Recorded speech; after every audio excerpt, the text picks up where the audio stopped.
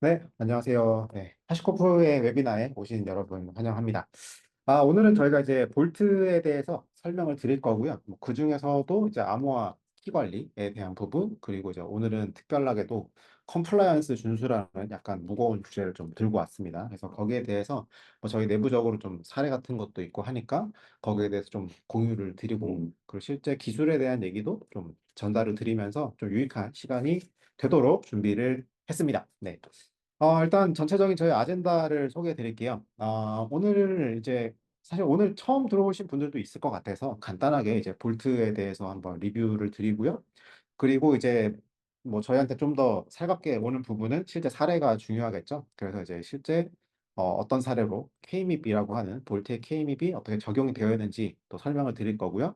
그리고 이제 K립이 적용되는 이 사례가 결국은 이제 규제랑 좀 맞닿아 있거든요. 그래서 이제 규제랑 규정 준수 그리고 이제 K립이 어떻게 역할을 하는지 그런 것도 이제 설명을 드릴 거고 제목에 나와 있었던 것처럼 이제 HSM이라는 것도 좀 짚고 넘어가려고 합니다. 그리고 이제 볼트 K립을 적용하는 데 있어서 주로 하시는 질문들을 저희가 좀 뽑아놨어요. 그래서 그거에 대해서 좀 업데이트를 드리려고 합니다. 네. 오늘 스피커 소개를 드리면, 네, 저는 하시코프의 시니어 솔루션즈 엔지니어로 일하고 있는 이규석이고요. 오늘 함께 해주신 분은 메가존 클라우드의 김태훈 님이 자리를 해주셨습니다. 네, 태훈님 간단하게 좀 자기 소개 좀 부탁드릴게요. 네. 저는 지금 그 데브옵스 프로덕트 팀에서 이제 어떤 SRE 팀이나 데브옵스 파이프라인 운영하시는 분들이 좀 조직을 좀 견고하게 운영하실 수 있도록 그 백조가 떠 있는데 아래서 누가 이렇게 열심히 해주는 제품 딜리버리는 사람이라고 생각하시면 될 것 같고요. 하시코프 솔루션 전반도 다루고 있고 그 외에 어떤 온콜 솔루션이나 아니면은 뭐 긴랩이나 이런 것들 많은 제품들 같이 하고 있습니다. 뭐 이왕 자리하신 김에 다른 것도 한번 소개해 주시면 좋을 것 같아요. 음. 옹콜이면 어떤 거 말씀하시는 거죠? 안 그래도 최근에 좀 공격적으로 하고 있는 게 온콜 솔루션 페이저 듀티라고 하는 게 있는데요. 페이저 듀티가 그래도 그 온콜 카테고리 안에 억지로 집어넣긴 했는데 이제 기존에 있던 온콜이랑은 패러다임이 살짝 다르다. 음. 어떤 장애가 있으면은 장애에 대한 트리거를 받고 이제 부랴부랴 들어가서 그때부터 장애 분석이 시작하는데 맨날 똑같은 짓을 하게 되는 어떤 엔지니어라든지 아니면은 그 시간에 분석이 안 돼가지고 아니면은 어떤 나는 온콜 솔루션 메시지 오는 거에 대해서 맥락을 세워서 좀 다양한 거 해보고 싶은데 좀 자동화 해보고 싶은데 이런 분들은 그 어떤 성숙도 그러니까 온콜에 대한 성숙도가 좀 네. 높으신 분들 이런 분들은 페이저드티 한번 고려해 보시면 나쁘지 않을 것 같아요. 음, 음. 그리고 아까 설명해 주셨던 것 중에 긴랩이 있었던 것 같아요. 네. 긴랩은 뭐 주로 뭐 설치 구성하고 약간 셋업하는 쪽일까요? 아니면 사실 저희 팀에서 길랩을 하고 있는데 음, 저는 뭐 해보고 싶은데 아직 기회는 아직 오지 않았고요. 네. 그렇군요. 네, 네, 괜히 제가 아주 질문 하나. 열심히 하고 계신 분 따로 있습니다. 네. 알겠습니다. 네, 본격적으로 네, 내용을 넘어가서 시작해 보면 일단 제가 좀 볼트에 대해서 좀 설명을 먼저 드리고 시작을 하려고 하고요. 사실 볼트 기능 소개 워낙 많이 들어보셨을 거라 사실 기능에 대한 얘기보다는 약간 성숙도에 대한 말씀을 좀 드리려고 해요. 그러니까 해외에서도 마찬가지고 사실 국내에서도 이미 볼트를 쓰고 계신 분들이 꽤 많기 때문에 사실 뭐 볼트가 뭐 시크릿 매니지먼트야 뭐 어떤 키를 관리해 패스워드 관리해 이런 얘기는 조금 지겨우실 수도 있잖아요. 그래서 볼트가 대체 어떻게 도입되고 어떻게 활용이 되고 있는가에 대해서 좀 정리되어 있는 자료를 준비했습니다. 그래서 만약에 우리가 볼트를 쓴다라고 하면 뭐 왼쪽 맨 위에 있는 그런 아주 단순한 쓰임새처럼 우리 어떤 민감 데이터들 예를 들면 뭐 패스워드도 있을 거고 아니면 뭐 암호화 키가 있을 수도 있고 뭐 데이터베이스 패스워드 이런 거 있을 수 있죠. 그리고 주로 이제 많이 요청 주시는 게 데이터베이스 같은 경우에 이제 패스워드 로테이션 같은 거 자동화하고 싶다거나 아니면 뭐 요즘에 클라우드 많이 쓰시니까 뭐 AWS나 애저에서 사용하시는 클라우드 크리덴셜 같은 것들도 뭔가 로테이션 하고 싶고 혹은 애플리케이션이 요청하는 것들 뭐 그때그때마다 이제 짧은 라이프 사이클을 갖는 어떤 이런 용도로도 많이 활용을 하고 계시죠. 그래서 얼마 전에 저희 쪽에서 이제 포스팅을 하긴 했었는데 뭐 데이터독 같은 것들에서도 데이터독의 보고서 같은 거 보시면 뭐 데브옵스 하는 데 있어서 좀 어려운 것들 쭉 나열이 되어 있는데 그 중에 하나가 우리가 아직 자격 증명을 짧은 시간을 가지고 쓰는 게 없고 대부분이 그냥 스태틱하게 박혀 있더라. 이런 것들 해결해야 돼. 이런 게 이슈가 나왔던 것처럼 저희가 이제 해결해야 되는 그런 이슈로 이슈를 이제 커버하기 위해서 이제 볼트를 사용하시는 케이스가 있습니다. 그런데 이제 요거는 이제 실제 처음에 도입할 때 어떤 우리의 목적에 의해서 아마 도입을 하실 거고, 그 뒤로 이제 표준화 단계와 확장 단계로 넘어가게 되면 이것들에 대한 어떤 관리를 좀 더 고도화하는 부분도 아마 있을 거고요. 두 번째로는 밑에 나와 있긴 하지만 이제 규정 준수 같은 우리가 어떤 내부적으로 규정에 대한 좀 미트가 필요해. 예를 들면 뭐 암호화 키를 또 암호화해야 돼라고 하는 오늘 제가 오늘 소개드릴 내용이긴 한데 뭐 그런 규정이 있다거나 아니면 시스템적으로 더 통합을 해야 된다거나 예를 들면 뭐 요즘에 클라우드 많이 쓰시긴 하지만 프라이빗도 여전히 많이 또 쓰고 계시잖아요. 그리고 뭐 데이터베이스도 많이 쓰고 계시죠. 그래서 뭐 데이터베이스에 대한 뭐 TD 같은 것들 구성하실 때 볼트를 또 활용해 보시는 방법도 있겠습니다. 그래서 전반적인 이제 볼트의 성숙도 모델이 이렇게 나와 있으니까 볼트를 쓰시는 분들은 어떤 과정을 통해서 우리가 고도화를 해야겠네 이런 것들 이제 보시면 될 것 같고 만약에 이제 아직 안 쓰시는 분들은 여기 있는 각각 리스트를 보시고 우리는 어떻게 적용을 해야겠다 이 정도 봐주시면 될 것 같습니다. 자, 그래서 오늘 설명드리려고 하는 부분은 이 성숙도 모델 측면에서도 일단 첫 번째로는 규정에 대한 준수, 어떻게 할 것인가. 그리고 두 번째로는 우리가 보통 많이 어려워하는 그런 암호화 키 관리는 어떻게 할 것인가에 대해서 좀 포커싱을 해서 전달을 드리려고 합니다. 네, 이제 볼트를 설명드릴 때, 뭐, 이미 볼트 아신 분들은, 뭐 이런 건 이미 다 알고 있지, 이렇게 다 하실 수 있지만, 사실 웨비나 자체가 여러 분들이 들어오시니까, 일단 간단하게 볼트에 대해서 좀 소개를 드리자면, 볼트라고 하는 거는 실상 이제 시크릿 매니지먼트라고 보통 불립니다. 그 분류 체계에 보면 이 시크릿 매니지먼트가 왜 필요해?라고 하면 저희가 이제 분산 환경들을 많이 접하고 있죠. 예를 들면 이미 클라우드 쓰시는 분들은 클라우드 환경 자체가 되게 분산 시스템으로 되어 있고 그리고 우리가 쓰는 이런 환경들이 꼭 퍼블릭만 있는 게 아니라 퍼블릭 뭐 포함 뭐 프라이빗도 있고 아니면 뭐 VM 환경, 뭐 베어메탈 환경 굉장히 다양한 환경들이 있죠. 그렇다 보니까 이렇게 분산 환경 자체에 예를 들어서 저희가 애플리케이션 하나에다가 패스워드 넣는다 하더라도 이 패스워드 하나만 업데이트하면 이게 분산 시스템에 전체적으로 다 업데이트를 해야 되는 약간 이런 상황들이 자꾸 발생을 하게 됩니다. 그래서 아마 클라우드 써보신 분들은 클라우드에 보면 여기 왼쪽 아래에 있는 것처럼 뭐 AWS의 KMS나 뭐 시크릿 매니저나 뭐 애저의 키볼트라던가 이런 시스템들 이미 이제 경험을 해보셨을 거고 사용을 이미 하고 계시는 분들도 계실 것 같고요. 그리고 CI/CD 파이프라인을 보면 뭐 기존에 젠킨스 같은 경우에도 뭐 크리덴셜 스토어 있던 것처럼 GitHub 같은 경우에도 뭐 시크릿을 관리하는 기능들이 다 따로 있죠. 자, 이렇게 이런 시크릿을 관리하는 기능들이 따로 있는 이유가 결국은 우리의 시스템들이 다 분산되어 있고 거기에 올라가 있는 어떤 우리 민감한 데이터들을 좀 중앙에서 관리하자라는 목적에서 나왔다라고 봐주시면 될 것 같습니다.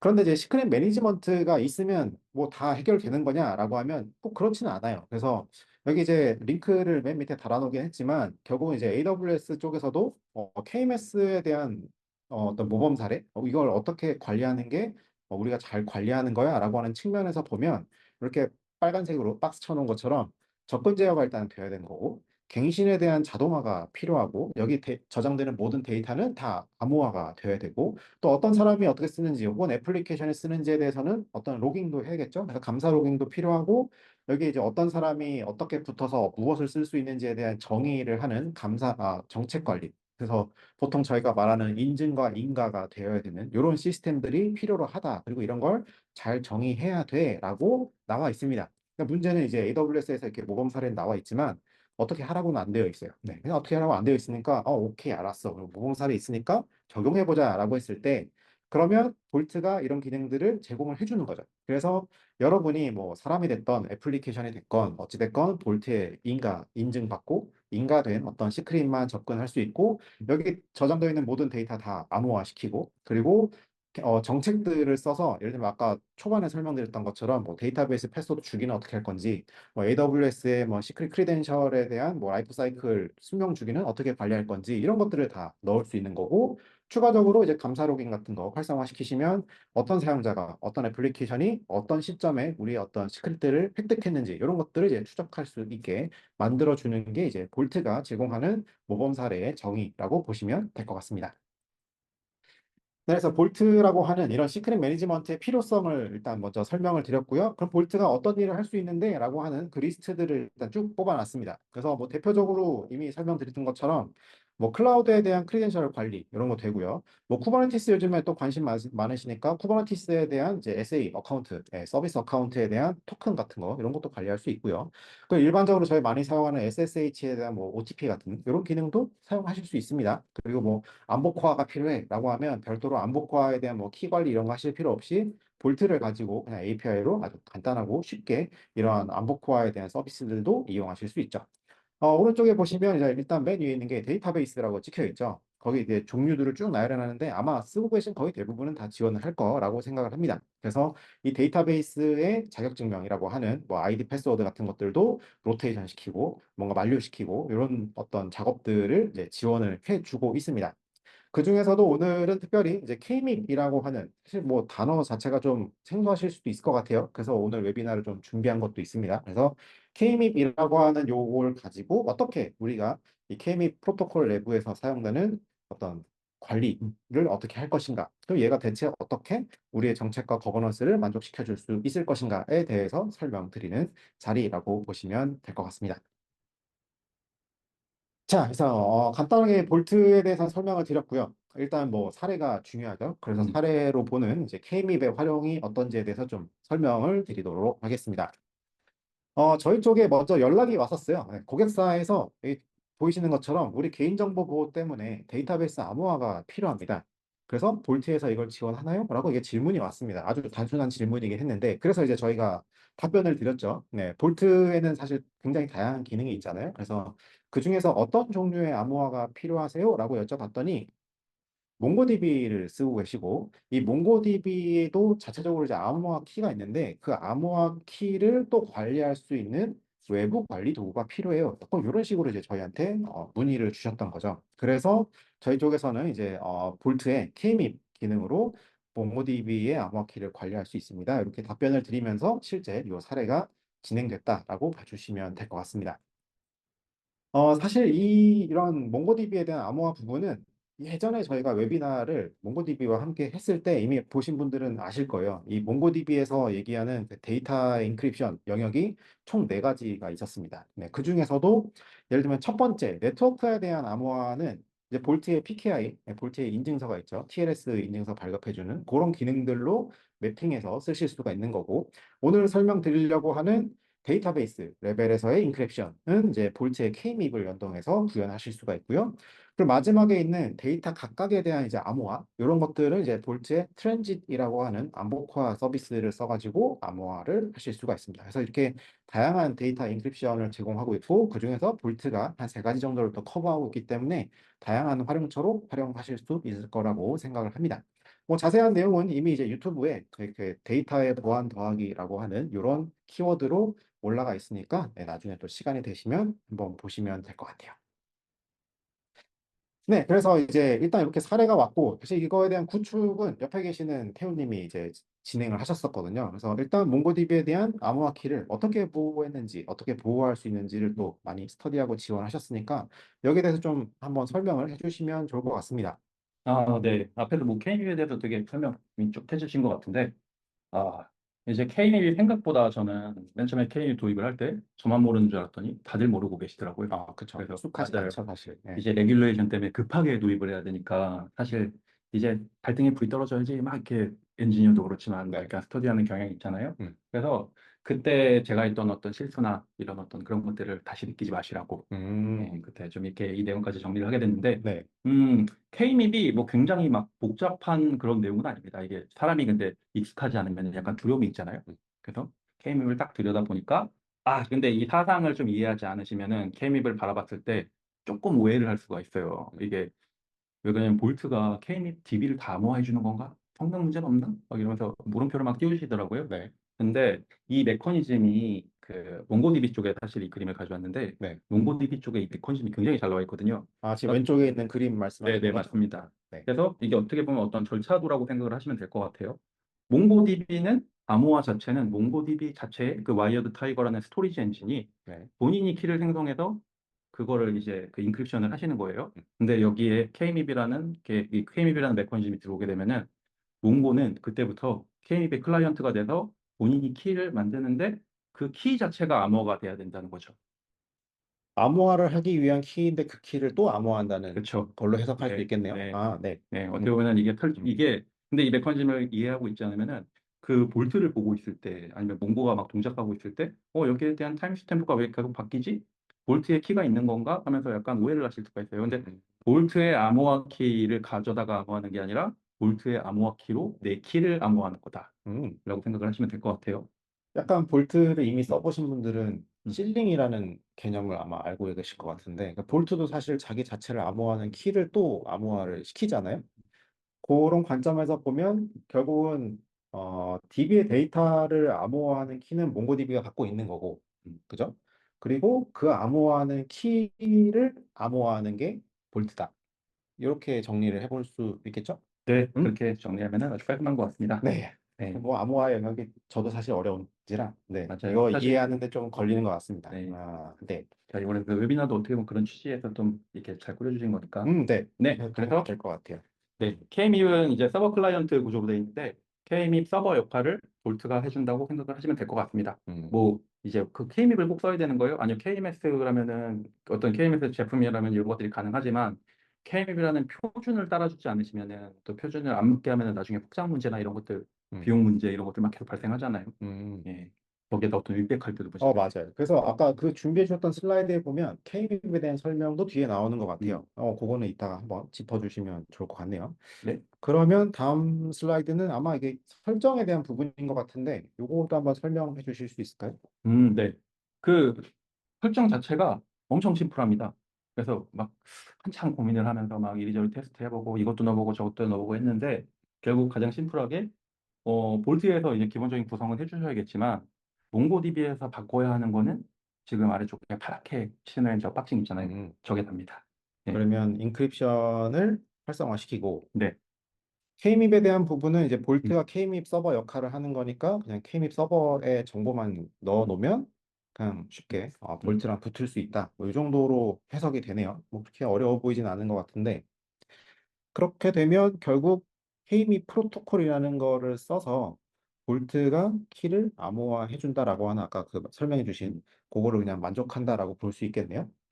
그리고 다음 장은 이번에 적용된 사례인 것 음. 같아요. 요것도 한번 설명해 주실 수 있을까요? 네. 그래서 이게 몽고DB에서 기존의 암호화를 키셔도 이거랑 꼭 비슷한 화면을 보실 수 있겠지만 K립을 적용했는데 몽고DB 쪽은 아무것도 뭐, 내가 뭐가 바뀌었지? 약간 이러실 수도 있는데 이 자체가 어떤 그 TD, 트랜스페어런시한 데이터 인크립션을 하고 있는 거잖아요. 음, 나는 아무것도 느끼지 못했는데 암호가 됐어요. 예. 음, K립도 적용이 잘 되신 거고. 예. 그러면 DB를 쓰시는 분들은 뭔가 사용에 대한 변화가 생기는 건 없고 그냥 데이터만 암호화해서 저장이 된다. 맞습니다. 네. 이렇게 일단 뭐 정리를 해볼 수 있을 것 같습니다. 그 아까 이제 앞서서 설명하셨던 K립에 대해서 이렇게 정리를 한번 해주셨더라고요. 요거도 한번 설명해 주실 수 있을까요? 맞아요. 저희 오늘 발표회 모토인데 뭐 음, 앞에서 퀘션을 띄우고 뒤에서 설명을 하자. 음, 예. 네. 그래서 K립이라는 게 아마 지금 들어오신 분들 중에서도 되게 익숙치 않은 분들이 있으실 거예요. 예, 저도 뭐 IT를 하면서 K립이라는 게 사실 뭐 DB 쪽은 좀 다른 얘기일 수도 있지만 저는 막 이렇게 처음 들어봤고 그래서 K립 하는데 K립이 뭘까? 그래서 봤더니 키 매니지먼트 인터오퍼러빌리티 프로토콜이다. 음, 그리고 이거를 지금 지원하고 있는 표준화 단체가 오아시스 오픈이라고 음, 뭐 보안 쪽 분들은 아마 좀 아실 수도 있는데 이게 미국에서 어떤 비영리 기관이거든요. 네. 이런 것들을 이제 관리하시는. 그래서 얘네가 관리하고 있는 게 뭐가 있을까 하고 보면은 PKCS11 음, 이거 아시는 분들은 잘 아실 거거든요. 음, 그래서 이게 약간 그 제가 일부러 이 옆에다가 날짜의 연도, 탄생 네. 연도에 대한 걸 표현한 10년도. 이유가 네. 전통적인 어떤 아, 기존의 KMS에 대한 어떤 네. 암호화 키 생성, 저장에 대한 거 좀 여기서 주목해 주셨으면 좋겠는 게 하드웨어 인터페이스 중심이다. 음, 예. 그리고 K립 같은 경우에는 잘 모르실 수도 있을 수밖에 없는 게 얘가 되게 젊은 표준이거든요. 네. 나온 지 되게 2010년도. 네, 네. 네네. 그래서 버전업도 막 많이 되고 되게 활발해요. 활발하게 되고 있지만 아직 모르는 분들은 있을 수 있다. 키 관리에 대한 거를 그냥 그 인터오퍼러빌리티하게 되게 지원해주는 프로토콜이라고 생각하시면 되고 음, 이번에는 하드웨어와 딱 대척점에 있는 게 네트워크를 통한 크로스 플랫폼 중심이다. 음, 네. 근데 여기서 제가 약간 이제 이해를 돕기 위해서 비유를 살짝 들자면은 네. 하드웨어 인터페이스 중심이라는 거는 어떻게 보면 튼튼할 수밖에 없죠. 이제 예외를 허용하기 힘들고 어떻게 보면 집에서 음악을 듣는다고 했을 때 어떤 뭐가 있을까요? CD 플레이어 같은 거 거기에 뭐 기동, 정지 막 이런 것들이 있을 거잖아요. 버튼 같은 거. 맞죠, 네. 맞죠. 예, 예. 그런 것들이 이미 딱 정의돼 있고 굉장히 견고하고 예외를 인정하지 않고 이런 것들. 그러다 보니까 견고한데 사용하기 좀 힘들다. 그런 게 있을 수 있어요. 근데 네트워크를 통한 크로스 플랫폼 중심이라는 거는 뭐랄까요? 좀 이해를 돕기 위해서는 가장 많이 활용하시는 거 뭐 멜론이라든지 네. 네트워크를 통한다는 거. 음, 예. 그러니까 엄청 유연해 보이잖아요, 벌써. 네. 네. 아, 그 음악에 대한 플레이를 예전에 뭐 CD 플레이어나 이런 걸로 이제 하드웨어적으로 했었는데 이게 네트워킹을 통해서 마치 스트리밍 받는 약간 그런 식으로 유연해졌다인 거죠? 네, 맞습니다.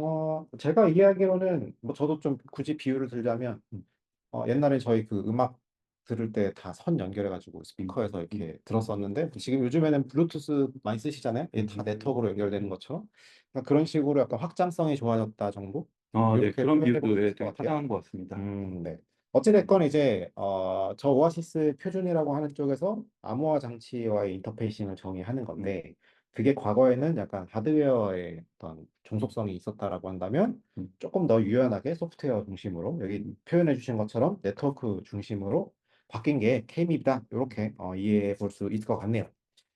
네, 일단 뭐 K밉에 대해서는 이렇게 간단하게 또 설명해 주셔서 정말 감사드리고 자, 다음은 규제와 규정 준수, 볼트의 활용. 사실 제가 이제 규제와 규정 준수에 그렇게 강한 사람은 아니라서 근데 규제와 규정 준수 딱 얘기를 딱 들으면 이제 약간 듣기 싫어진다라는 표현을 아, 해볼까요? 아무튼 네, 약간 부담이 있는 부분인데 요것도 설명을 또 하기 위해서 준비를 많이 해주셨더라고요. 이게 한번 맞습니다. 설명해 주시겠어요? 예. 네, 사실 뭐 제가 이거를 준비하게 되었던 취지는 원래 제가 또 이사님이랑 같이 많이 다니면서 그때 네, 예. 이제 IT가 사실 생각해보면 굉장히 파트가 넓은데 본인들이 생활하고 있는 이 반경에서만 받아들이게 되는 경향이 있잖아요. 네, 그래서 보안 쪽에 있는 분들이랑 이제 좀 얘기를 하다 보니까 저도 모르는 이제 막, 내가 너무 우물안개 구렸구나 네, 하면서 근데 제가 이렇게 생각한다는 거는 어떤 이 데브옵스 프로덕트를 바라보시는 분들 있잖아요. 음, 그런 분들도 의견 그렇게 크게 다르진 않을 거라고 생각이 되거든요. 네, 그러니까 볼트라는 제품을 딱 바라봤을 때 일반적인 접근 방식이라고 하면은 저희는 보통 왼쪽에서의 관점을 말씀을 드리는 거예요. 그래서 그렇죠. 암호화가 됐어, 안 됐어? 네, 암호화를 하고 있니? 아니면은 자동화로 어떻게 암호화를 뽑고 있니? 뭐 볼트를 하면은 그런 거 자동화 되나 보다. MSA에 녹일 수 있을까? 뭐 클라우드에 녹일 수 있을까? 이런 것들을 생각을 하시죠. 예. 근데 보안 쪽으로 가서 이제 그쪽 분들이랑 얘기를 같이 나누다 보니까 그리고 규정 준수 이런 거에 되게 민감하시잖아요. 음. 그러면은 이제 그 키 강도, 키 관리, 규정 준수 막 이런 말들이 이제 막 오가기 시작하는데 뭐 거기서부터 알고리즘은 뭐 썼고 뭐 맞죠. 이게 네, 어떤 네, 네, 규정이 네, 뭐 네, 만족하는지 네. 이건 뭐야. 맞아요. 네. 그래서 여기서 좀 거기 깊은 슬픔을 느껴서 이제 같이 좀 이런 거 딱딱한 내용이지만 좀 말랑하게 가보자 네. 해서 만들었던 내용입니다. 네. 알겠습니다. 결과적으로는 사실 뭐 저도 IT 기반이라 음, 대부분 뭐 애플리케이션 뭐 자동화나 요즘에 많이 뭐 이미 데브옵스라고 하신 것처럼 데브옵스 측면에서의 그 어떤 이런 워크로드, 음, 워크플로우 이런 것들을 많이 고민하게 됐는데 실제로 고객분들이랑 대화를 해보니까 그렇지 않은 부분에 대한 이해가 필요하더라. 음. 이렇게 좀 정리해 볼 수 있겠네요. 그러면 다음 페이지가 네, 제가 별로 안 좋아하는 영역이에요. 아, 네, 이거 좀 네. 자세하게 한번 설명해 주시겠습니까? 맞아요. 이것도 제가 그래서 내가 이해한 거를 어떻게 설명을 해야 될까? 계속 듣고 표준에 대한 얘기 계속 들리는데 이게 너무 힘들다. 예, 그래가지고 제 나름대로 카테고리화를 해서 좀 전달을 드리면 그나마 낫지 않을까 네. 해가지고 좀 내용을 뿌려본 건데요. 음, 그래서 우리의 서비스를 둘러싸고 있는 다양한 환경들에 대해서 카테고리화를 한 세 개 정도로 나눠볼 수 있을 것 같아요. 네. 그래서 우리한테 강제되는 어떤 외부의 규제, 준수해야 되는 게 있을 거고, 아니면 비즈니스의 자격을 갖추기 위해서 어떤 컴플라이언스를 맞춰야 될 수도 있을 것이고, 네. 네. 그리고 혹은 여기에 들어오시려면은 이 정도 서티를 맞추고 계셔야 됩니다 하는 어떤 자격 요건들이 있을 수 있거든요. 네. 예. 그래서 막 레귤레이션이라고 하는 측면에서는 뭐 개인정보위원회 이런 것들 개보복 같은 거 요즘에 너무 중요하니까 그죠. 개인정보 너무 중요하죠. 그리고 뭐 뭐랄까요 GDPR 얘기가 나왔는데 GDPR을 또 아시는 분들은 아실 건데 이게 유럽의 규제 준수거든요. 그죠. 근데 아래 제가 여기 작게 여기 글씨를 붙여놨는데 맨 밑에 맞아요. 브루셀 효과 네. 말씀하시는 브레이크 거죠? 이펙트가 그 경제적이나 정치적으로 영향이 큰 지역에서 규제를 도입하게 되면은 실질적으로는 그게 전 세계적으로 글로벌 규제나 다름없게 동작하는 거거든요. 음, 예, 그러다 보니까 그런 것까지 고려를 해야 돼? 그러면 이제 머리가 점점 아파지는 거죠. 일단은 뭐 유럽에서 하기로 했으니 근데 이제 유럽이 워낙 나라도 많고 하다 보니까 결과적으로는 유럽만 필요한 게 아니고 음. 뭐 아시아나 미국이나 다 따라야 된다. 아, 네, 정확합니다. 뭐 이런 거. 아, 네, 네, 네, 네. 알겠습니다. 네. 음.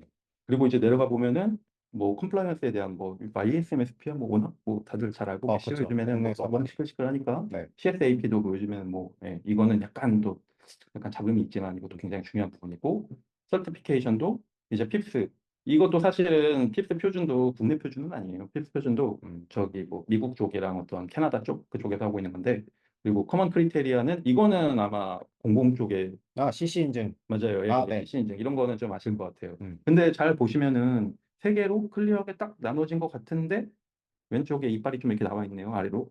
밑으로 그렇죠, 이렇게 그렇죠. 이게 U자 그리신 거죠? 맞아요. 이게 네. 왜 그러냐면은 컴플라이언스고 자율 규제인데 서비스를 계속 하시다 보면은 방문자가 늘어나고 잘 되면 네. 예, 트래픽이 늘어나고 그러면은 대상이 되는 거예요, 이제 갑자기. 원래는 저거를 하지 않아도 음, 됐었는데 음. 발전하거나 뭐 서비스가 워낙 네, 잘 네, 네, 되면 네, 결국은 네, 저것도 네. 만족해야 된다. 맞습니다. 아, 네. 그리고 제품 같은 경우에도 이 제품이 이걸 만족하고 있나요? 일 수도 있는데 저 제품을 사용해서 나의 프로세스 인증을 이거를 이용해서 탈 거야 하고 여기 좀 반대로 생각을 해볼 수도 있잖아요. 역방향으로. 예. 네. 그런 것들이 계속 얽히고 설키고 들어가니까 이걸 바라봤을 때 정리를 하지 않으면 엄청 복잡해 보이는 거예요. 음. 그래서 나름대로 이걸 정리를 해가지고 내부에 있는 엔지니어들한테 한번 설명을 해줘야겠다 음. 하고 내부에 한번 설명을 했고 이게 또 여기까지 이렇게 좀 내용 좀 공유 잘 되게 맞아요. 흘러왔네요. 제가 이거 슬라이드만 받았을 음, 때는 무슨 내용인지 잘 음, 모르겠어가지고, 네. 설명이 꼭 필요하겠다라는 느낌이었는데, 어떤 의미인지, 그림 음, 보고 좀 이해가 되는 것 같아요. 사실 여기 설명을 해주신다고 했을 때, 제가 다음 장표를 추가를 했는데, 사실 오늘의 주제 중에서 하나가 이제, 개인정보나 혹은 우리가 데이터를 보호해야 된다라고 했을 때, K립을 데이터베이스랑 연동하는 사례가 생겼네? 요거가 이제 핵심이었잖아요.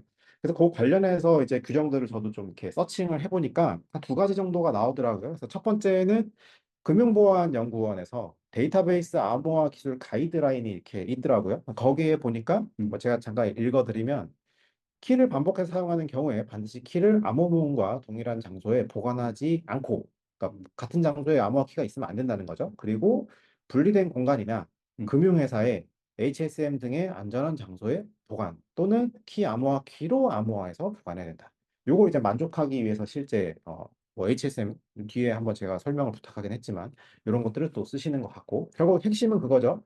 암호화 키를 같이 두면 안 되고 그 암호화 키로 또 암호화해서 또 보관해야 된다. 이게 이제 핵심인 것 같아요. 그리고 두 번째로는 이제 ISMS-P 심사 같은 여기 보면 안전한 암호화 키 관리 절차라고 하는 게 있더라고요. 여기서도 보니까 암호화 키는 KMS나 HSM 등의 전용 솔루션 또는 하드웨어를 이용하거나 특정 계정만 액세스할 수 있도록 또 강조되어 있는 게 별도의 장소에 보관되어야 된다. 이것도 사실 위에랑 같은 맥락인 것 같아요. 그러니까 결국은 키를 같은 장소에 보관하면 안 되고 그리고 이 키를 안전한 장소에 넣어놔야 돼라고 하는 이런 걸 이제 따르는 것 같습니다. 그래서 이제 보면은 뭐 오라클이나 뭐 마이스컬이나 뭐 음, SQL 서버나 몽고디비 이미 이제 몽고디비 앞에 사례를 설명드렸으니까 그런 케이스에서 각각에 대한 데이터베이스에 대한 암호화는 필요하지만 그 암호화되는 그 키 음, 그리고 그 키를 다시 암호화하는 키는 볼트라는 쪽에다가 음, 이렇게 넣어서 관리를 한다. 약간 이런 식으로 이제 해석을 해볼 수 있을 것 같아요. 그래서 이제 저도 최근에 이제 공공이나 금융 쪽을 좀 새롭게 일부 좀 담당하고 있는데 그쪽 보니까 뭐 여러 가지 엮어서 이제 쓰시는 그런 데이터베이스의 데이터 그리고 암호화 키 분리해서 봐야 되고 예를 들면 뭐 중간에 뭐 뭐랄까요 중개기관 같은 경우에는 뭐 암호화된 데이터를 볼 수 없어야 되고 그러니까 이런 규정들이 좀 생기는 것 같습니다. 근데 이제 제가 추가적으로 좀 더 요청을 드렸던 거는 하나가 여기 이제 HSM이라는 단어가 나오잖아요. 저도 이번에 공공 프로젝트를 들어가니까 HSM 쪽이랑 저희랑 연동을 해서 쓰더라고요. 음.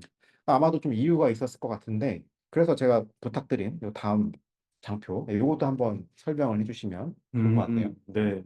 HSM도 사실 굉장히 흔한 장비는 아니죠. 굉장히. 음, 그래서 위에서 막 그 HSM 계속 말이 좀 반복되는 것 같은데 지금 이제 제가 좀 알아낸 내용 가지고 좀 공유를 드릴게요. HSM의 정의를 좀 확실하게 하고 가고 왼쪽에 보시는 저 루나 7 HSM이라고 네, 있는데 물리 장비입니다. 물리 장비. 네, 하드웨어. 하드웨어. 아, 네, 네. 탈레스의 루나 7이라는 어떤 대표적인 제품인데 제가 제일 꼭대기의 테마로 인핸스먼트 시큐리티라고 박아놨잖아요. 네, 이게 위에서 막 제가 뭐 컴플라이언스가 어떻고 레귤레이션이 어떻고 이런 거를 좀 뭐 장황해 보일 수 있는데 그 음, 설명을 쭉 드린 게 드리면서 제가 한 가지 의문이 있던 점이 와 진짜 복잡한데 저거를 그럼 기존에는 어떻게 했지?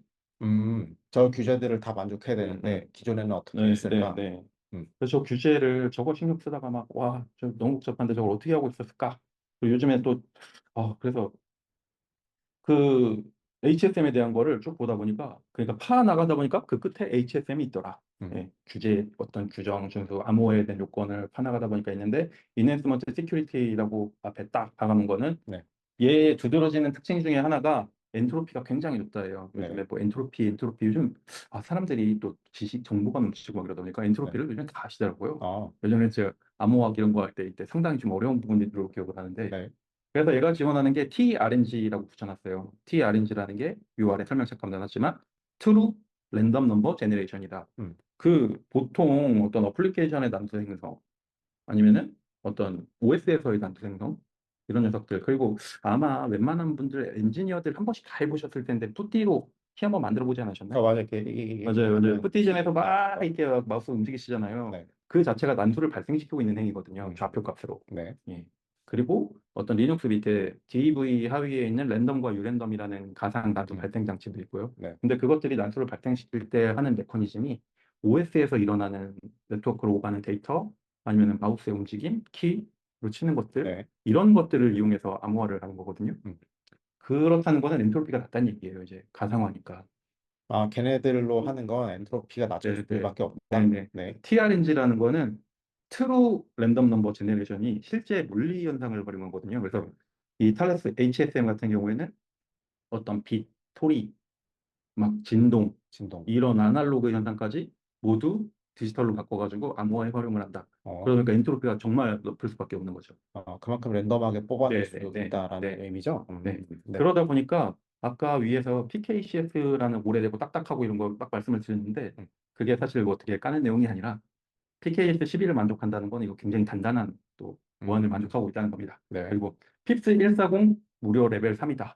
음, 핍스 140도 사실 또 아는 분들만 좀 알 것 같은데 핍스 140 같은 경우에 볼트는 현재 레벨 1을 만족하고 있습니다. 네, 맞아요. 그렇죠. 2부터는 하드웨어여야 돼요. 네, 3부터는 이제 그 암호화 장비의 침투 흔적들, 드렐링이라든지 뭐 토치로 지지고 온도를 하고 막 뜯어보려고 하고 이런 것들에 대한 대비가 이제 들어가거든요. 음, 자동 파기 아니면은 그 접근한 사람을 캡처한다든지 이런 네, 것들 이런 걸 만족해야 하는 굉장히 고수준의 암호화다. 음, 그리고 아까 위에서 말씀드렸던 CC 인증이 만족하고 있습니다. 음. 네, 하지만 진짜 좋네. 그럼 이걸로 대응을 하면 되겠다. 근데 도입비가 어마어마합니다. 네.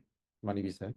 네, 진짜 많이 많이 비싸요. 비싸요? 네. 네, 알겠습니다. 웬만한 업체에서는 네, 그러다 비싸고, 보니까 뭐 거의 막 네, 금융이나 아까 말씀하신 이제 음, 막 그런 곳들 저도 이제 그런 데 가서야 겨우 보게 된 것 같은데 네, 또 유연하지가 못해요. 또 음. 뭐 접근 일단 예, 가상화가 아니고 하드웨어니까 맞습니다. 결과적으로 하드웨어니까 장비에 대한 비용도 있을 음, 거고 음, 당연히 지금 써주신 음, 것처럼 뭐 확장성이 사실 뭐 계속 껴야 되잖아요. 하드웨어를 음, 그래서 유연하지 못할 것 같고 음, 이건 뭐 약간 HSM을 위한 어떤 조건을 만족하기 위해서 뒤따라오는 단점 같은 음. 느낌이네요. 네, 네, 맞습니다. 그래서 알겠습니다. 확장성 고려했을 때 또 음. HR을 또 고려를 안 할 수 없잖아요. 그쵸. 그렇죠. 네, 네, HA, HA를 고려를 할 수 없잖아요. DR도 네, 해야 그렇죠. 되고. 예. 그러면은 진짜 비싸다 그랬는데 걔를 두 대 두고 세 대 두고 네 대 네. 두고 하면 이제 비용이 막 지수로 증가하는 거죠. 네. 다음 장도 한번 설명을 이어서 해주실 수 있을까요? 네, 네, 그래서 이게 사실은 어떻게 보면 이걸 준비하게 된 게, 저번에 굉장히 그 아키텍처를 딱 듣고, 와, 저걸 저렇게 할 수도 있구나 하고 느껴서, 이게 기존에 있던 문제예요. 음, HSM의 연계 문제가 이제 부상을 했는데, 일단은 제가 바로 위에서 말씀드렸지만, 스케일링 코스트 문제가 있죠. 네, 질수적으로 비용이 증가하는 거. 네, 와, 그렇게 비싸다 그랬는데, 한 대도 그렇고, 실중화 막 이렇게 하면은 이제 네. 거덜나는 거죠, 이제. 저 이거 사례 있는 음, 것 같아요. 음, 저희 페이먼트 하는 쪽에서 HSM 장비를 음, 원래 한 20대 도입하려고 했다가, 그러다가 HSM을 한 4대 음, 정도 하고 그 앞단에 볼트를 음, 구성했었거든요. 저는 사실 그게 비용 문제인지는 몰랐는데, 아까 이제 워낙 음, 비싸다고 하셨으니까, 그런 방식으로도 음, 아키텍처를 만들 수 있다. 음. 네네, 알겠습니다. 네. 그리고 뭐 비용 얘기만 계속 강조를 하고 있는데 그거보다는 이제 HSM이라는 어떤 키 관리에 대한 거다 보니까 어떤 핵심 요소고 그러다 보니까 가장 심층 네트워크에 있을 거란 말이죠. 네. 가장 보호되는 심층에. 그러면은 서비스는 외부에 있는데 그럼 어떻게 붙일 건가에 대한 퀘스천이 또 생기거든요. 그리고 제가 알고 있기로는 아마 어떤 매니지드 쿠버네티스 같은 것들이나 이런 것들이 저기에 다이렉트로 붙기는 힘들 거예요. 네. 네. 그러다 보니까 그 가운데에 브릿지해 주는 거는 어떻게 할까? 예. 음, 음. 아, 물론 뭐 API 같은 게 있긴 할 겁니다. 네. 근데 만들어서 하면 또 개발해야 되고 뭘 또 꾸리셔야 되겠죠. 음. 예. 그래서 음, 다음 페이지가 네. 보안 아키텍처라고. 맞아요. 그래서 이게 그 먼저 보셨다고 했던 네. 페이먼트 게이트웨이 쪽 서비스에서 보셨다고 했던 음, 아, 이거를 두 마리 토끼를 잡기 위해서 앞에다가 저 앞에 레이어에 이거 뭐라고 할까요? 이거 저기 아마 최근에는 되게 흔히들 쓰시는 것 같은데 우리 데이터 그리드 캐시 같은 거 있잖아요. DB 앞에다 두는. 네. 뭐 네, 레디스 같은 거. 맞습니다. 네. 그런 식으로 앞에 볼트를 딱 두게 되면은 볼트에서 만족시키지 못하는 이제 그 인증에 대한 네. 것들 네. 그런 그 레귤레이션 같은 것도 통과할 수 있고 네. 그리고 뭐 비용 문제, 네. 비용 문제나 컴플라이언스 통과 막 이런 것들이나 아니면 이제 가용성에 대한 거 그리고 유연하지 못하다고 했잖아요. 네. 볼트를 두게 되면 이제 그 고민이 되는 부분에 대한 게 상당 부분 이제 해소가 되는 거죠. 그렇죠. 볼트는 사실 인티그레이션 잘 음, 되고 API도 있고 뭐 음, CLI 있고 음, 다 제공을 하니까. 맞습니다. 네. 그래서 왼쪽에 이미 그려주셨던 것처럼 음, 예를 들면 뭐 프라이빗에 있는 뭐 오픈시프트가 됐던 뭐 쿠버네티스가 됐던 뭐 노마드가 됐던 붙이는 것 자체는 볼트가 일단 간편하긴 하거든요, 실상. 그거에 백단에 HSM을 추가로 할 수 있다라는 맞습니다. 말씀이신 네네. 거고, 아까 이제 HSM의 장점에서 쭉 말씀해 주셨던 그런 보안적인 요구 사항들을 만족하는데 결국은 볼트가 연동이 되니까 음, 그런 규제나 이런 것들을 어느 정도 해소할 수 있다? 이렇게 이제 해석할 수 있는 자료로 맞습니다. 만들어 네네. 주신 것 같네요. 음, 알겠습니다. 네. 그래서 어찌됐건 뭐 저도 사실 슬라이드만 보고는 좀 이해하기 어려웠는데 또 설명을 음, 해주시니까 좀 더 이해하기가 편한 것 같아요. 그래서 결과적으로 뭐 제가 좀 정리를 해보자면 음, 볼트가 결과적으로 이제 키를 관리한다. 그러니까 암호화 그런 키, 데이터베이스에 대한 키를 관리하는 사례가 있었고, 음, 추가적으로 이제 HSM이라는 게 결국 뭐 아까 설명해 주셨던 것처럼 뭐 끝판왕 같은 보안 맞습니다. 장비의 끝판왕 네네. 같은 게 있는데 그거랑 볼트랑 잘 음, 연동해서 쓸 수가 있다. 음, 이렇게 볼 수가 있겠네요. 그렇게 설명이 되면 저도 사실 최근에 갔던 뭐 공공이나 금융도 비슷한 사례인 것 같아서 이런 용도로 쓰는구나. 이렇게 해석해 볼 수 있을 것 같습니다. 네, 일단 뭐 정보에 대한 전달이나 뭐 사례는 이 정도로 정리해 볼 수 있을 것 같고요. 다음은 저희가 받아보는 이제 주요 질문들, 주로 이렇게 질문들을 하시는 것들을 모아서 좀 알려드리려고 정리를 했습니다.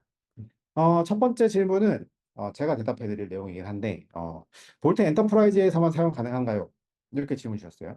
네, 일단 뭐, 먼저 답변을 드리면, KMIP이라고 하는 기능은 볼트 엔터프라이즈에서만 제공되는 기능입니다. 근데 이제 왜 이게 엔터프라이즈에서만 제공하느냐라고 하면, 볼트를 써보신 분들은 아시겠지만, 인티그레이션이 되는데 그 인티그레이션의 대상이 벤더면 음, 그러면 이제 벤더 간의 협의를 막 하면서 기능들을 쭉 발전시켜야 되잖아요. 이런 이제 케이스가 생기면 보통 엔터프라이즈 쪽에 모듈에 들어가더라고요. 그래서 이제 KMIP 같은 경우도 보통 보면 이제 아까 처음에 사례로 설명드렸던 몽고디비 연동이나 이런 이제 연동에 대한 부분이 필요하다 보니까 그 부분은 이제 볼트의 엔터프라이즈 그리고 엔터프라이즈 중에서도 아래쪽에 이렇게 박스를 쳐놓긴 했는데 뭐 용어적으로 좀 어려우실 수도 있어요. ADP KM이라고 하는 모듈이 있습니다. 엔터프라이즈에. 그거를 활성화해야 이제 KMIP이 활성화된다. 이렇게 보시면 될 것 같아요. 그리고 다음 질문도 약간 연관성이 있어서 같이 묶어놨는데, 볼트의 라이선스 비용이 궁금합니다. 라는 질문도 주로 많이 주시죠. 네, 볼트도 어떻게 쓰느냐에 따라서 또 비용이 막 왔다 갔다 하잖아요.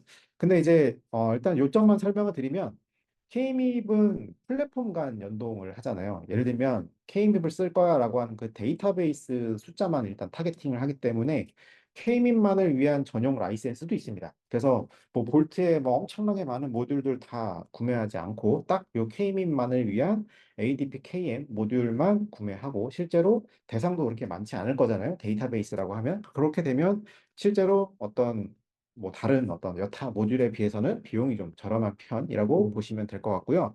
대신에 HSM 연동이 돼야 돼라고 하면 요거는 조금 달라요. 그래서 HSM 연동되는 모듈은 오른쪽 아래에 있는 저 플러스라고 하는 모듈이 또 필요하기 때문에 만약에 좀 HSM 모듈의 연동까지 좀 고려를 하고 계신다라고 하면 그 부분은 좀 비용이 증가될 수 있습니다. 이렇게 봐주시면 될 것 같아서 뭐 자세한 뭐 비용에 대한 문의는 맨 뒤에 저희 이제 연락할 수 있는 메일 남겨놨으니까 그걸로 연락을 주시면 될 것 같습니다. 다음은 태호님이 받았던 질문 몇 가지를 좀 추려왔는데 일단 장애에 대한 얘기예요. 네, 볼트 장애 나면 K밈 연동된 서비스도 영향을 받나요? 라는 질문입니다. 요거 간단히 좀 설명을 해주실 수 있을까요? 저도 안 그래도 이 도입하는 입장에서 제일 또 우려되는 부분이잖아요. 장애에 대한 거 앞으로 저 유지 관리해야 네, 되는데 일단 뭐 진입하는 DB랑 붙는 음, 경우라서 네. 그렇죠. 뒤랑 붙으면은 일단 되게 무서운 일이니까. 그래서 네, 볼트가 장애났는데 뭐 케인배 연동된 서비스 영향을 받나요 했더니 갑자기 저도 아 진짜 그럼 큰일인데 하면서 네. 그 테스트를 엄청나게 했어요. 아, 볼트를 이미 다 인식해보고 해보셨군요. 그렇죠. 네, 시나리오를 막 그려가지고 죽여보고 살려보고 하면서 막 음, 했는데 어, 이 메커니즘을 이해하고 계시면은 당연히 영향이 없다는 거를 아실 수 있어요. 음, 런타임에는 네, 하지만 볼트가 다 죽으면은 그거는 영향을 받을 수 있다. 왜냐면은 볼트에 대해 아니 몽고에 대해서 데이터 암호화를 내가 직접 하지만 2키를 암호화를 해야 되잖아요. 그죠. 2키를 풀 수가 없는 거죠. 아, 근데 그거는 이제 좀 그 우려를 약간 좀 더셔도 될 것 같은 게 그 키의 유효성은 이 통신 방식이 인증서를 가져오거든요. 네, 그 인증서에 권한이 있는 거예요. 네, 그래서 그 인증서를 들고 얘가 계속 이거에 대해서 유효성을 검사를 하고 있어요. 네, 네. 그래서 그 몽고의 로그를 보시면은 이게 이상이 있나 없나? 계속 제가 해놓은 디폴트 900표 정도의 그 뭐 줄여놓으실 수도 있지만 그걸 네, 돌면서 볼트가 장애가 있나? 내가 지금 아직 키를 가지고 있는 상태야? 내 키가 유효한가? 이런 것들을 끊임없이 계속 밸리데이션 하고 있기 때문에 볼트의 장애도 바로 인지하실 수도 있고요. 음. 그 볼트도 사실 당연히 볼트를 쓰시면은 DR 같은 거는 다 구축을 그렇죠. 해놓고 엔터프라이즈 라이센스는 DR이 네, 기본 네, 되어 네. 있으니까. 네. 맞습니다. 그래서 만에 하나 그럴 리는 없지만 최악의 어떤 진짜 최악의 시나리오 볼트가 세 대가 싹 다 죽었고 네. 제가 자주 막 받는 질문. 맞습니다. 불이 활활 타가 막 불이 볼트 다 나서 막 죽으면 어떻게 예, 할 건데? 약간 이런 질문. 스프링클러가 막 켜져가지고 볼트가 딱 네. 죽었습니다. 음. 그러면은 이제 볼트의 어떤 DR을 빨리 그러니까 네, 맞습니다. 맞아요. 뭐 로그에 보시면은 문제가 막 생기고 있어요. 뭐 핸드쉐이크가 날 수도 있고, 저기 그 KMIP 서버 5696이 지금 커넥션 타임아웃이다 하면서 막 뭐가 떨어질 거예요. 그럼 더 볼트에 대한 장애 인식이 되시니까 거기에 대한 거는 좀 우려를 좀 덜어줘도 될 것 같아요. 그래서 결과적으로는 이제 HA 구성은 기본적으로 할 거고, 음, DR도 구성을 할 거고, 음, 아까 런타임 할 때는 문제 없다라고 하신 거는 뭐 예를 들어서 아까 이 사례가 이제 몽고디비였는데 음. 몽고디비가 돌고 있는데 볼트가 다 죽어도 상관은 없다? 인가요? 맞습니다. 아, 어차피 제 이미 키 잘 돌고 풀어가지고 잘 쓰고 있잖아요. 키 들고. 네. 이미 올라갈 때 음, 암호화 풀어서 음. 썼으니까 걔는 상관없고 그럼 이제 맞습니다. 만약에 리스타트를 하게 되면 이제 볼트가 다 죽으면 문제가 된다. 그때는 문제가 되시죠. 그런 네, 걸 방지하기 위해서 이제 고감성도 하고 음, DR도 하는 거다. 이렇게 보면 되겠군요. 맞습니다. 알겠습니다. 네. 그리고 다음 질문 되게 특이했어요. 볼트 K립이 처음인데 음. 유지 보수가 걱정됩니다. 이런 질문을 받으셨다고. 그쵸. 이거는 거의 스스로 해야 되는 질문 같은데. 근데 되게 자신 있게 써주셨거든요. 그렇죠. 이게 왜 이렇게 써놨냐면은 테스트도 막 진짜 막 극한 환경을 막 만들어가면서 음, TCP에 막 그 드롭도 막 시키고 네. 그러고 그리고 이게 설정이 또 너무나 간단해가지고 이게 문제가 없을까 하면서 막 만져봤어요. 네. 근데 구성 자체도 너무 간단하고 제가 뭐 볼트를 얘기할 때 또 지원하시는 입장에서도 또 무서울 수 있잖아요. 그죠. 볼트를 얘기할 때 제가 이거를 되게 바둑 같은 솔루션이다라고 얘기를 하는 이유가 네. 머릿속으로 디자인하려고 머리를 엄청 쓴 다음에 구성을 탁 하면 끝나거든요. 아, 한 콘피그는 수를 이렇게 딱 콘피그는 잡으면, 네. 두 줄, 한 줄, 세 줄이다. 네. 그러면은 잘 견고하게 딱 들어가잖아요. 그러면은 유지 보수에 대한 걱정은 너무 안 하셔도 될 것 같아요, 사실. 음, 이거를 그나마 확률이 낮다라고 말씀을 드리는 게 연락이 안 와요. 음. 아실 거예요. 연락이 안 와요. 무소식이 소식이다. 네. 하여튼 네. 괜히 전화해가지고 잘 돌아가고 있어요. 안 하셔도 아, 예, 잘 돌아가고 있습니다. 뭐 크게 뭐 어떤 볼트의 뭐랄까요? 하드닝에 대해서는 크게 고민할 필요는 없다. 이 정도. 네, 그리고 크게. 하드닝이랑 사실 볼트 자체에 대한 어떤 리스키한 거는 45% 자체에서도 굉장한 그 엄격한 테스트를 거치고 나올 거라고 생각이 되거든요. 네. 네네. 그쵸. 뭐 그건 사실 제가 대답드렸는데. 저는 그렇게 네. 신뢰하고 아, 알겠습니다. 일단 네. 뭐 그때 구성한 지 얼마나 되셨죠? 이제 1년 됐죠. 1년 넘었어요? 네. 근데 아직 연락을 못 받았습니다. 네. 네, 못 받으신 거군요. 네, 일단 뭐 문제는 없는 걸로 두겠습니다. 자, 그리고 다음 질문이 요거네요. 음, K립에 대한 POC와 데모가 가능한가? 네, 요거는 이제 하시코프에서 이벨루에이션 라이센스가 있습니다. 그래서 이제 만약에 우리 내부에 데이터베이스가 있는데, 혹은 아까처럼 뭐 몽고DB나 오라클이나 이런 거 있는데, K립을 쓰고 싶은데, 아까 설명드렸던 것처럼 K립은 엔터프라이즈 기능이잖아요. 라이센스가 필요하실 거 아닙니까? 그렇게 되면 저희한테 연락을 주시면 거기에 대해서 충분한 POC를 할 수 있도록 라이센스를 발급하고 있고요. 여기 나와 있는 메일처럼 이제 메가존 클라우드에다가 또 연락을 하시면 또 준비를 해서 실제 고객분들, 실제 사용하시는 분들이 어떻게 설치가 되는지, 어떻게 구성이 되는지 이런 것들을 함께 보실 수 있을 것 같습니다. 그리고 사실 이게 마지막 장표인데 질문이 하나 있네요. 네, 마지막 장표고 질문이 라이센스가 모듈별로 계속 붙여가는 식인가요? 라는 질문을 주셨어요. 볼트가 이제 기본적으로 엔터프라이즈 라이센스가 딱 있고요. 이 엔터프라이즈 라이센스는 뭐 설명을 좀 여러 가지 드리자면 뭐 네임스페이스라던가 DR이라던가 뭐 이런 여러 가지 기능들이 포함이 되어 있고요. 근데 여기서 좀 특별한 기능을 쓰고 싶다. 예를 들어서 이제 아까처럼 이제 K립 기능을 쓰고 싶어. 라거나 아니면 뭐 HSM 연동이 필요해. 라거나 혹은 뭐 우린 복제 기능이 필요하다. 라면 그때마다 필요에 따라서 이제 모듈로 별도로 빠져 있는 라이센스를 포함시키는 이런 형태로 라이센스가 측정이 되게 되어 있습니다. 그리고 뭐 K립을 쓰시는 데 있어서 그렇게 비용 부담은 안 되실 거예요 라고 설명드렸던 이유는 나중에 뭐 저희 쪽 연락 주시면 아시겠지만 볼트의 그 비용 방식은 이제 클라이언트라고 하는 수로 측정이 됩니다. 클라이언트 수라고 하면 이제 볼트 입장에서 K립은 데이터베이스가 되겠죠. 아까 같은 케이스는. 그럼 이제 데이터베이스 수만큼의 클라이언트를 산정하기 때문에 뭐 그 수가 그렇게 많지는 않을 것 같아요. 사실 애플리케이션은 엄청 많을 수 있지만 뭐 데이터베이스나 이런 것들은 상대적으로 적을 수 있으니까 그렇게 뭐 부담되는 비용은 아니실 거다. 이렇게 업데이트를 드릴 수 있을 것 같습니다. 네, 이렇게 마무리를 지으면 되고요. 네, 오늘은 이제 K립을 통해서 실제로 이제 받았던 사례들, 그리고 구축했던 사례, 그리고 실제로 네, 태훈님께서 지원을 하다가 들었던 그런 우리가 잘 몰랐던 그 보안에 대한 부분들, 거버넌스에 대한 부분들을 고민하셨었고 거기에 대해서 좀 내부적으로도 이제 설명을 또 준비하시려고 많이 했기 때문에 그거를 제가 듣고 이게 웨비나 들으시는 분들도 이걸 들으시면 참 좋겠다라고 해서 초청을 드려서 오늘 진행을 했습니다. 네, 추가적으로 뭐 더 궁금하시거나 뭐 어려우시거나 아니면 뭐 볼트에 대한 설명이 더 필요하시면 하시코프나 혹은 메가존 쪽에다가 연락을 주시면 될 것 같습니다. 네, 오늘 웨비나는 이렇게 마치도록 네, 하겠습니다. 감사합니다. 감사합니다.